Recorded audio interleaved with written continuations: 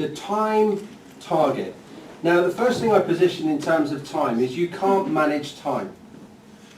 We all get exactly the same 24 hours in a day and that's it, bust.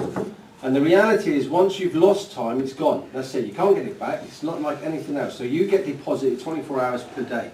The reality here is how do we use it efficiently? And I constantly hear the cry that I've got no time. There aren't enough hours in the day. You know, if we take, how many hours does, what's the average working day for most people in here today? 8 hours? Okay. 10 hours? 10 hour day? Still leaves us 14 hours. What's the sleep patterns like? Does anybody actually sleep in 8 hours? You know, so are we maybe between 8 and 6 hours, so let's 6 hours sleep, 8 hours sleep. Trying to get 8 hours sleep. So let's take 8 hours then. You know, 10 hour day, 8 hours sleep. How much does that still leave us? Still leaves us 6 hours.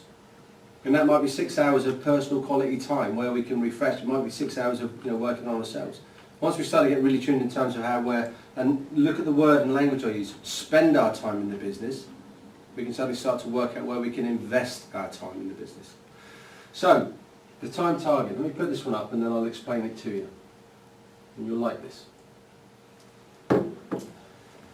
So the idea here is in terms of time, we want to be working in the zone. Agreed?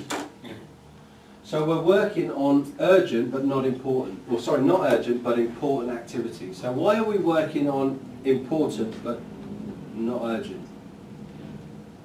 Because we're so well organised, nothing is urgent. It's one train of thought, absolutely. Because it's about future planning. You're closer. So that important doesn't become urgent.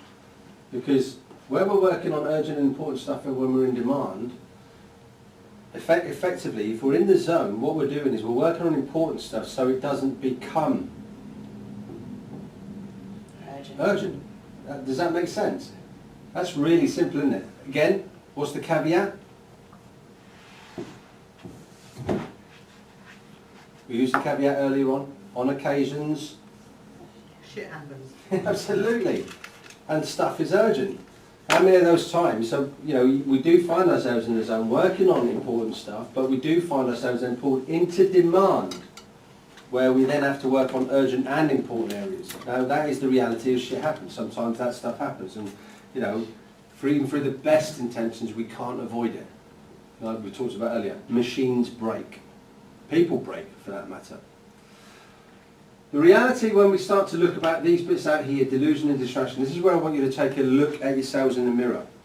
How many times do you find yourselves, and go back to the procrastination video, how many times do you find yourself in an area where you're dealing with urgent but not important? You are deluding yourself that the thing that you're doing right now is really important, or sorry, really urgent. And actually, when you finished it, there's no sense of fulfillment. There's no sense of having moved, in a direction you wanted to go. You've just done stuff, but you felt as though you were really important. I've got to do telemarketing. So what I'll do here is what I'll do is I'll create a whole table. I'll tidy my desk up a bit. I'll get myself in the zone. I'll get myself ready to do the telemarketing. And then what we don't do is the telemarketing. We don't pick the phone up. We don't make that first call.